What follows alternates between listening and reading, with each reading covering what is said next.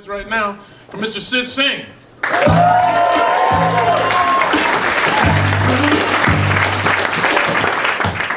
Hey, that was weirdly tough. How are you guys doing?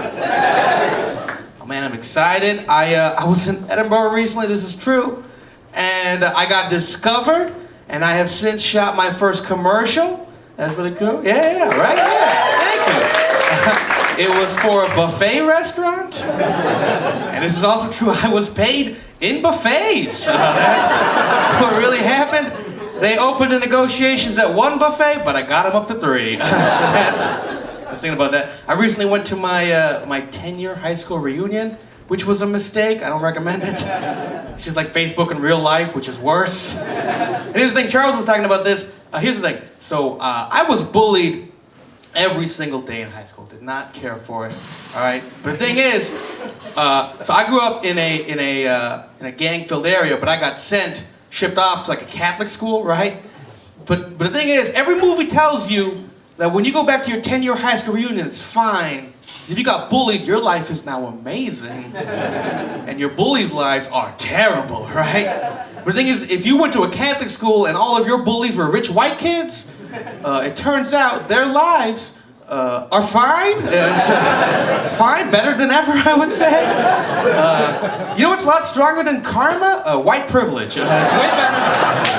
I highly recommend it. I don't know what Buddha was thinking in hindsight, right? Like, you know, here's the thing. I don't even just mean like they're richer than me. They're also better people than me, all right? Like, you know what my biggest high school bully is now?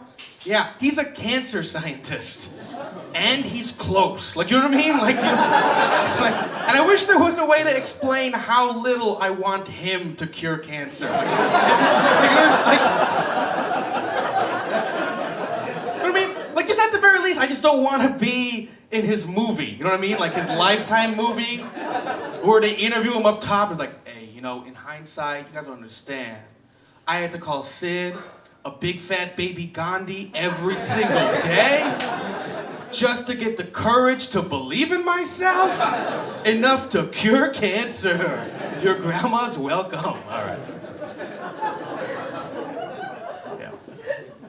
I was talking to my dad about that recently, and I think I've come to realize my father is an amazing father, but he's a terrible dad. All right? Because this is true. A couple weekends ago, he sat me down. He was like, listen, I would sell my house if it helped you quit comedy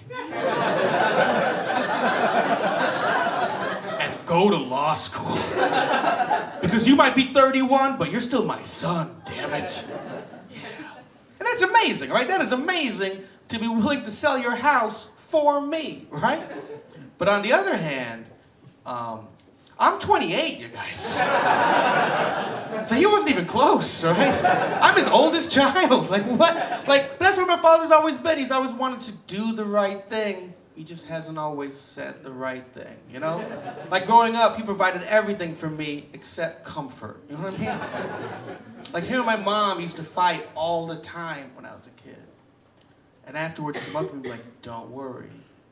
No matter how much we fight, we would never get a divorce, okay? We would never do that to you.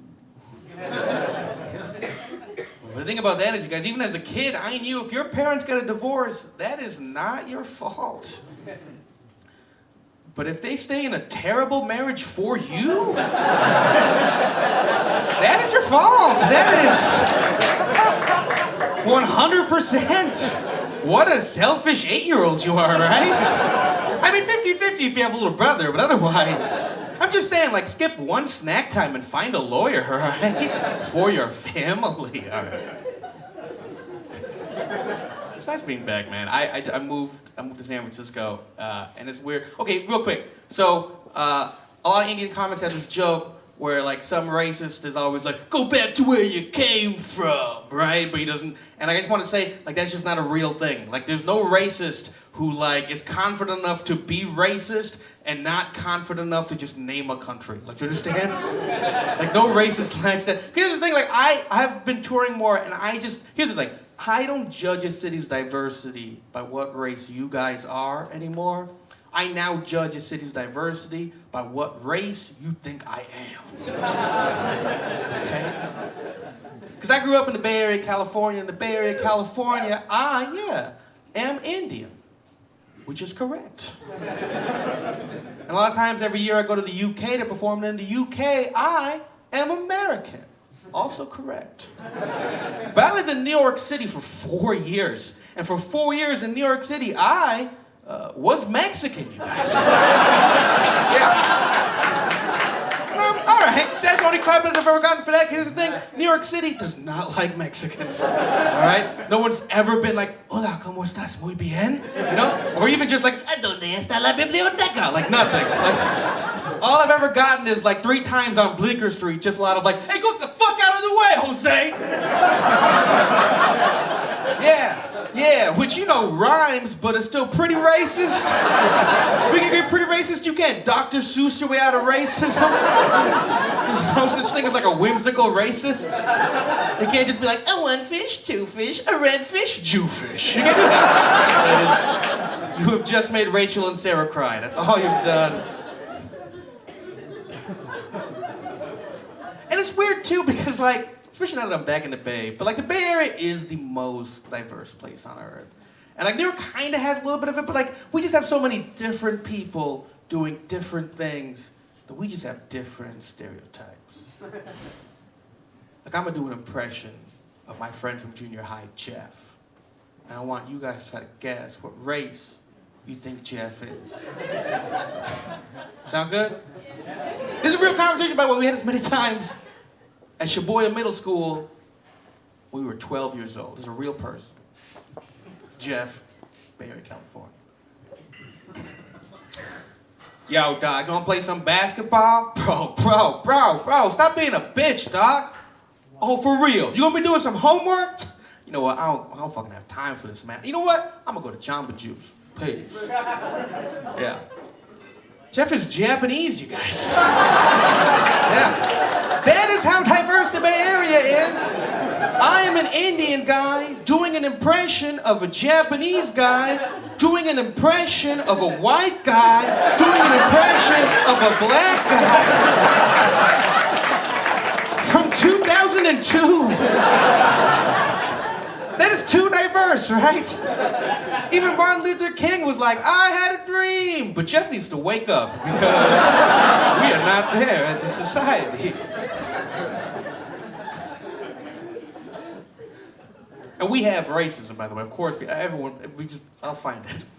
But like, at least when I was in junior high, we almost had, we almost had like clever racism in the fact that, as I mentioned before, the racial slur for Indians, where I grew up, was Gandhi, which was very confusing, right? Because I'd be playing basketball, and someone would be like, hey, fuck you, motherfucking Gandhi! And I'd be like, hey!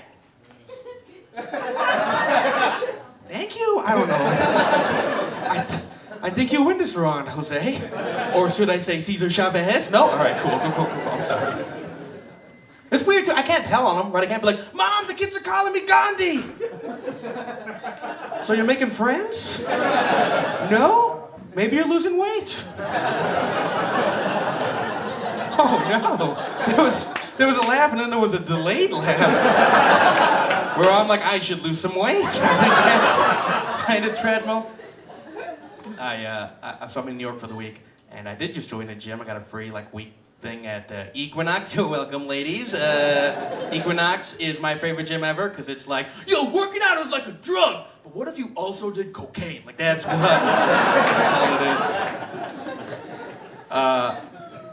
Here's the thing. So you get a free hour with a personal trainer when they think you've moved here, just if you want. All right. And so he's just like a giant dude on steroids, right? Who's trying to be friends with me, you know? He's like, what's up, bro? What's your goal? You want to get swole? And no, right? Look at me. My only goal at the gym is I just want to go to the gym enough times so that I stop looking like every day at the gym is still my first day at the gym. That's it. That's my only goal. And I just want to go enough times so that I stop looking like the guy who's like, so you're telling me I ride this bicycle, but it goes nowhere. That's it. I just want to stop looking like that guy.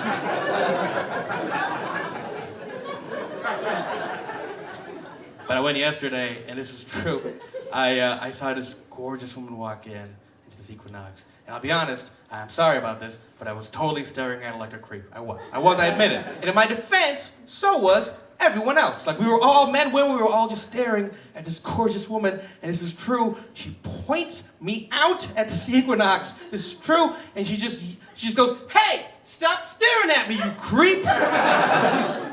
And everyone just turns and looks at me, and I just have that face of like, "Oh no," you know what I mean? Like I'm sweating. Like, do you understand? Like, I've been at the gym for 45 minutes, but this is when I started sweating. You understand? And everyone is looking at me, and I'm just like, "Fuck, what is?" And then just like instinct takes over, and I don't know. This is true. I don't know why I said this, but I did. I just looked right back at her, and I was just like, "Okay." But are you only picking on me because I'm the only brown guy here? And then everyone turned and started staring at her. And then back at me, and then back at her, and then back at me, and then back at her. And then meanwhile, me and her are just making like deep eye contact, just like hoping the other one breaks, until finally both of us just kind of like nod and then turn around and just go our separate ways. Because it turns out, if someone accuses you of sexism, but then you accuse them of racism, it's a tie. It's a tie. You can just go home. All right, guys, I'm Sid Singh. Have a nice time. Peace.